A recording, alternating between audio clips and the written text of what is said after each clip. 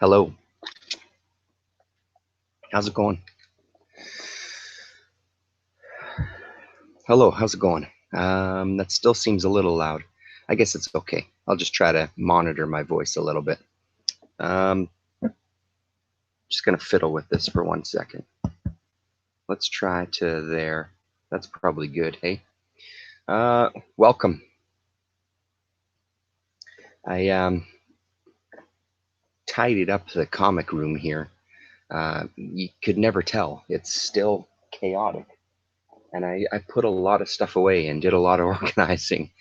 And for some reason, it's just never-ending chaos looking for some place to put stuff. I got stuff over here and stuff over there, and it's lots of fun.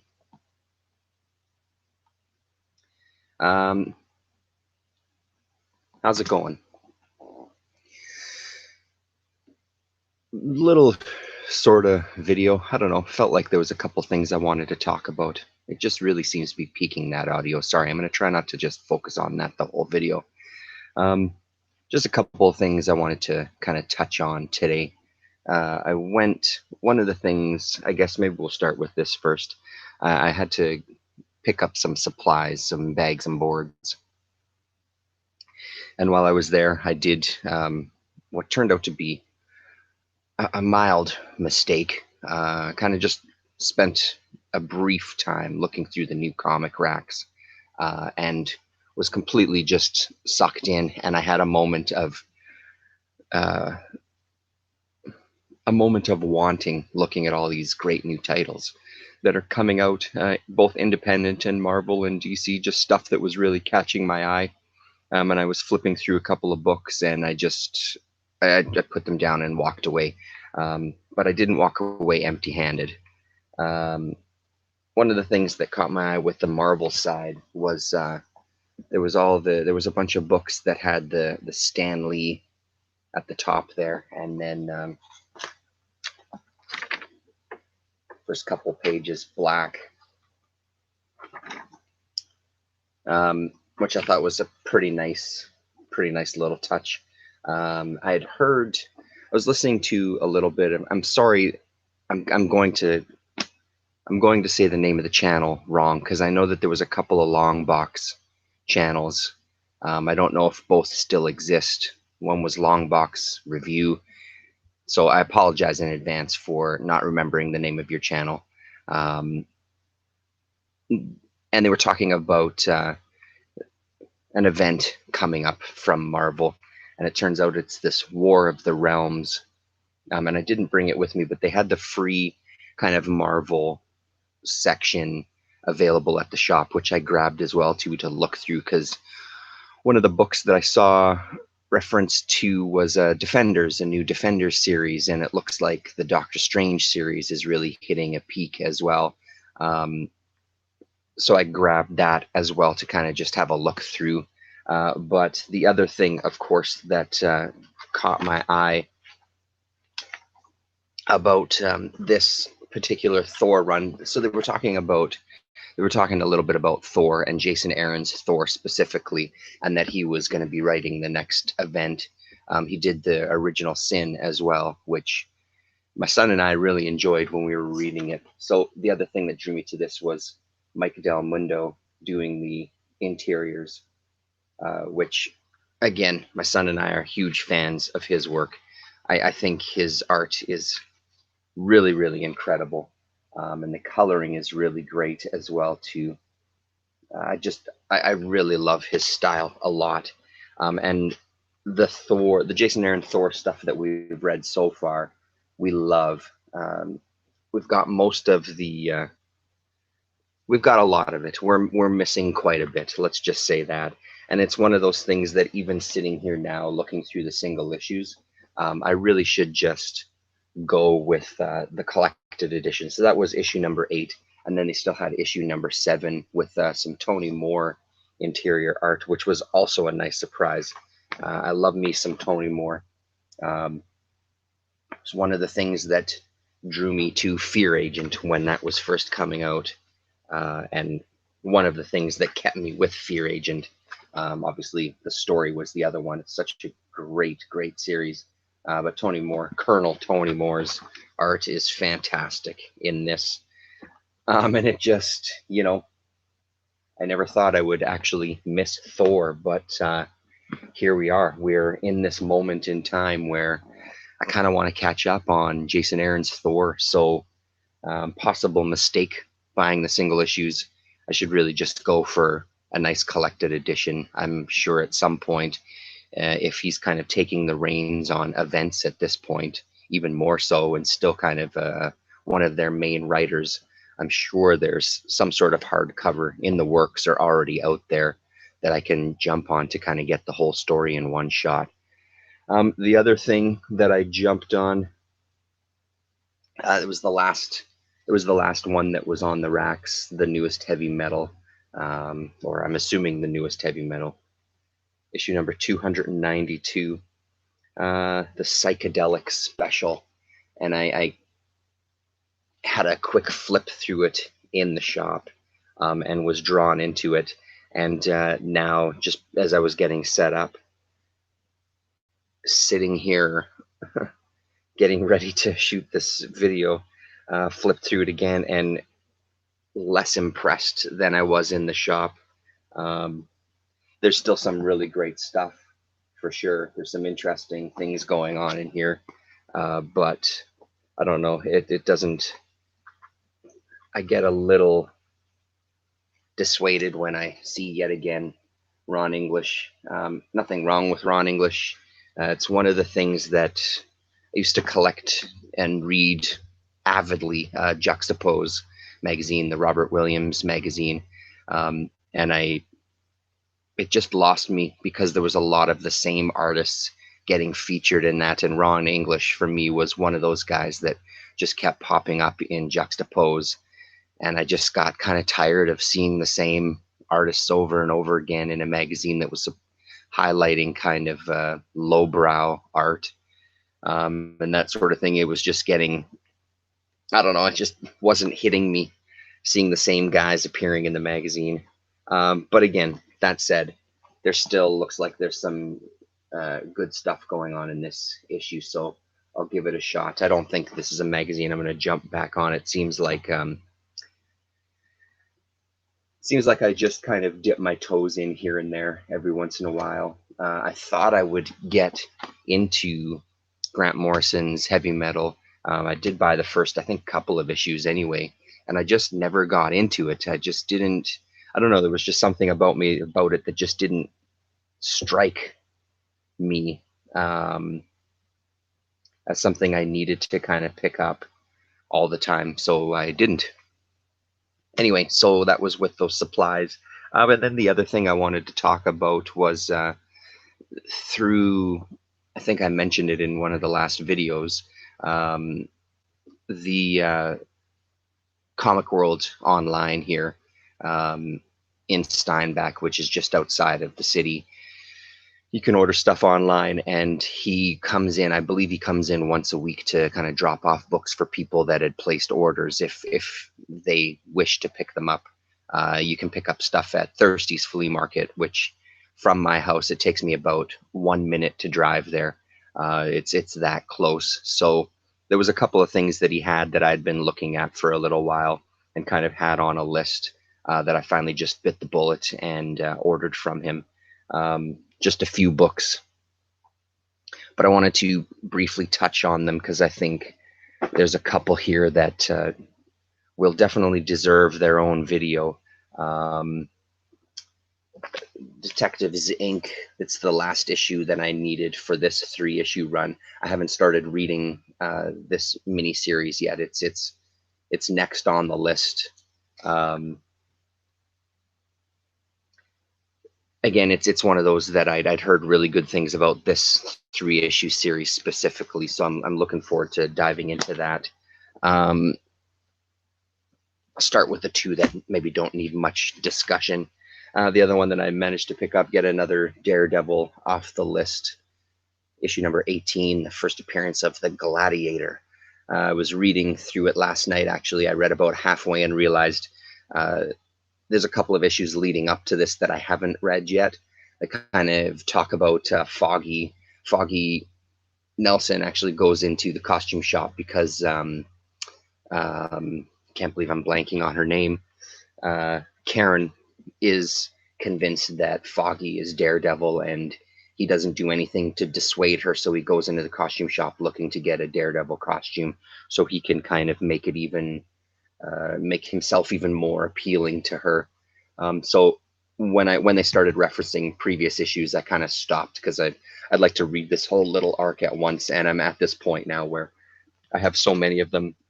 I'd like to start reading these early ones back to back just to get a real, I don't know, just to really get into it instead of just jumping around like I have been doing. So the two that I wanted to briefly talk about, or if this one is maybe brief, the second one a little more detail. Picked up an issue of Amazing Heroes. This is issue number 49, June 15th, 1984. And it has an article about Dalgoda, which is really great.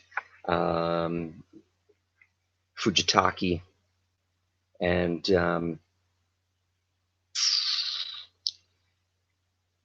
Jan Sternad, I believe. Again, we did that in a video previously where I was stumbling and bumbling with his name. So A Dog and His Boy. And just kind of give you the backstory of it. And it's just like a little promo before the first issue came out, what you're going to see when you pick up the book, and talking about everybody, the creative team behind it. And really interesting. I love that little series. I think it's a really, really great story. And I do love Fujitaki's artwork quite a bit. So that was the main reason I bought that. It's fun flipping through these things. Just because of the usual, getting the sense of things that were happening at the time. You know, there's an ad for Nemesis the Warlock, for example, from Eagle Comics. Yeah, so that was pretty interesting. There wasn't a ton in there that I didn't know. I was kind of hoping, I don't know, they would go into a little more detail on other things, I suppose. Still really, really great to read. So that's a nice addition to the Fantagraphics Dalgoda series for me, the little intro. And the one that I wanted to talk about the most, and again, revisit in another video later, finally got my hands on Jaxon's Comanche Moon. This is the 1979 collected edition, and so it collects three. So the basis of it is 3 underground comics that came out in kind of, I think, 77, 78. Blood on the Moon, Red Raider, and White Comanche were the 3. Blood on the Moon is the one that I don't have. I just haven't been able to get my hands on a copy of that one yet. So those 3 serve as the jump off point for Comanche Moon. I think that there's also extras thrown in here as far as bits of stories to kind of tie them together even better in this kind of format. Damien, you'll love this. On Comics Joint, my go-to for anything underground. I'm gonna need glasses for this one. Before Jaxon published his epic graphic novel, in brackets, perhaps the first of its kind. So again, another first. So in Jaxon's career, he went, one of the ones that really struck a chord with people was a short called Nits Make Lice, and it was in Slow Death issue 7, again, just referencing the Comics Joint, so I get the info correct. I have that issue, and when I sat and read it, it really does hit you in the face with just the kind of violence. It's basically Jaxon follows his stomach-churning tale of the Sand Creek Massacre, Nits Make Lice, and it's brutal. So for sure there was a sensationalist aspect to it, but when it came to Slow Death, the point of some of those Slow Death and even Death Rattle and things is to kind of, yeah, there's all obviously the nods to kind of old EC horror and stuff, but there was also the idea that they were going to take kind of real world horrors and present them. And this one, the way that he presents this massacre, he doesn't pull any punches. It's extremely graphic and really gives you a sense of the brutality that have happened to, I mean, many groups of people, but this one specifically, Indigenous peoples in the United States and Canada as well. I'm not trying to isolate anybody here.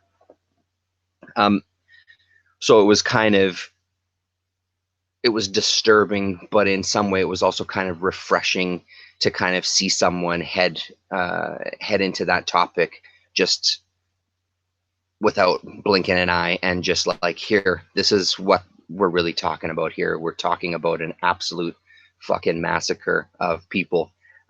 So that necessarily, this one, I would say, and I think when it comes to the years that all this stuff came out, he did a bunch of kind of graphic works, graphic novels where he addressed history, specifically about the history of Texas and people that lived in Texas, and just kind of presented these historical pieces. So this was kind of the first for him really heading down that road. I'm going to just refer to stuff here again, just to make sure that I get names right. That's a thing for me lately. So published by Last Gasp in 1979, it's the true story of Cynthia Ann Parker, a white girl kidnapped and raised by Comanches, and her son Quanah, who grows to become the last chief of the tribe.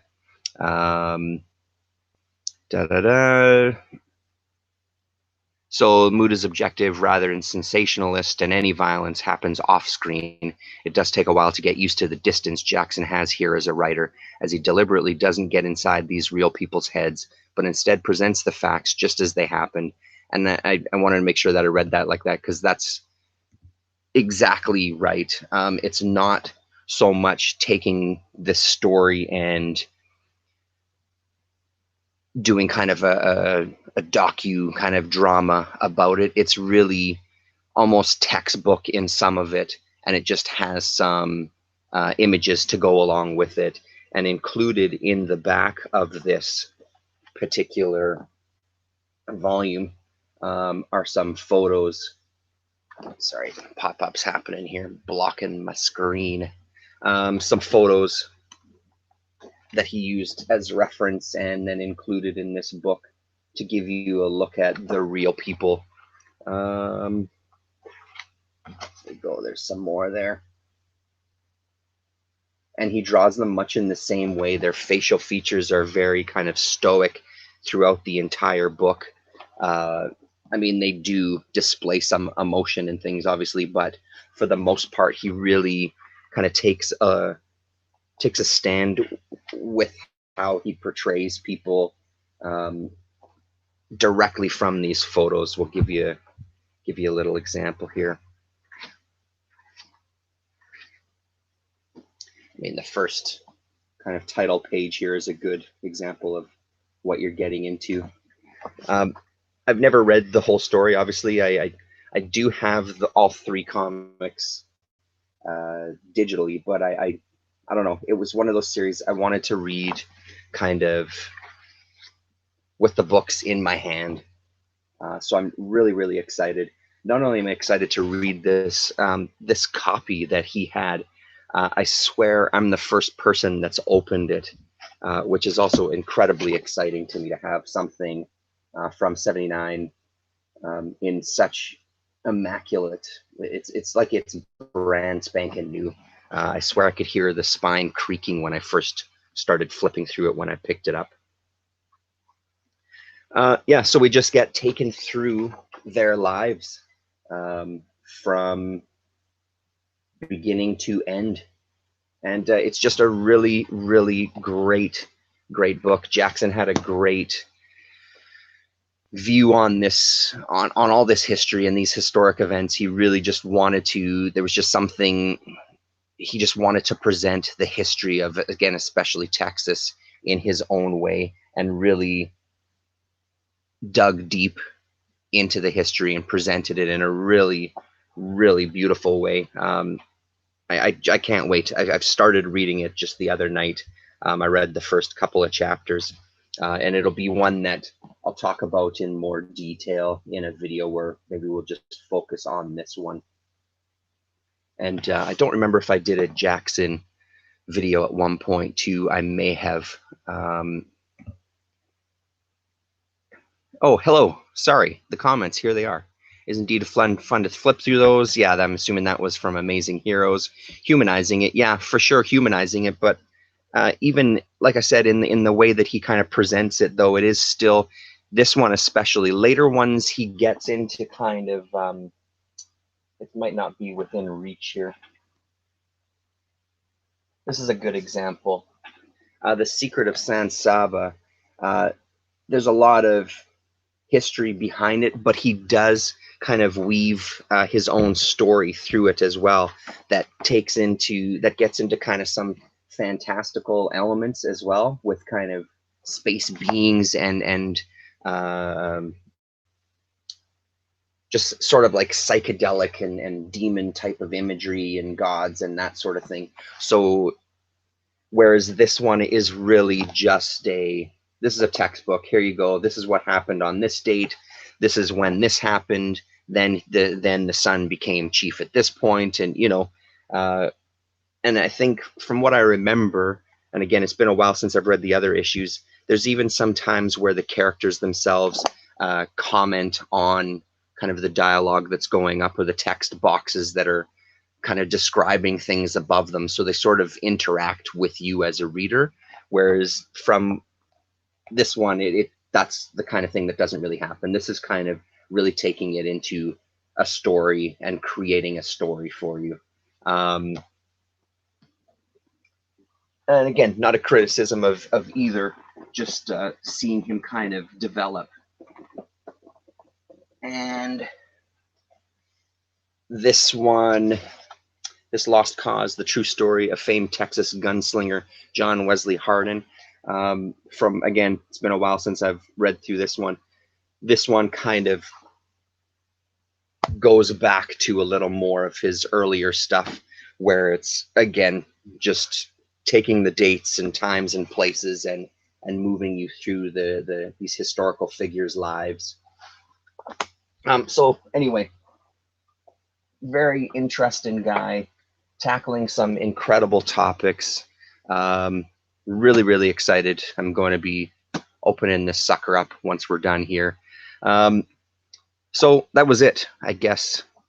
I hope everybody's been enjoying the flexi disc videos I've been putting up. That was the last one was from Revenge of the Prowler, or Return of the Prowler, rather, Tim Truman.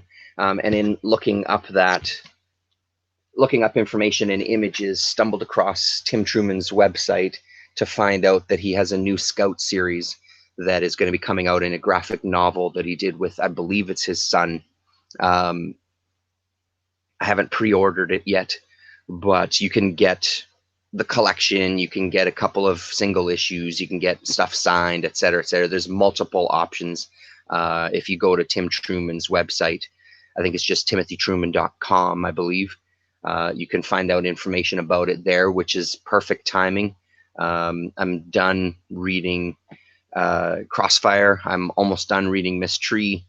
Scout is next on the list, so hopefully I can get that read before that new graphic novel comes out and just continue right into it. There's another flexi disc that I'm going to try to put up, at least one of the tracks from down the line here. I'm going to try to put up something from that Scout flexi disc. I don't know. I think they're fun stuff, even though they do kind of they show their age for sure. They show their time. The Prowler track, I really liked that one, though. I thought that was a fantastic one. Anyway, that's it. I don't have much else to say, really. Thanks for joining me, Mr. 64-page special, and everybody else watching in the future. Appreciate it. Thanks very much. And we'll talk to you.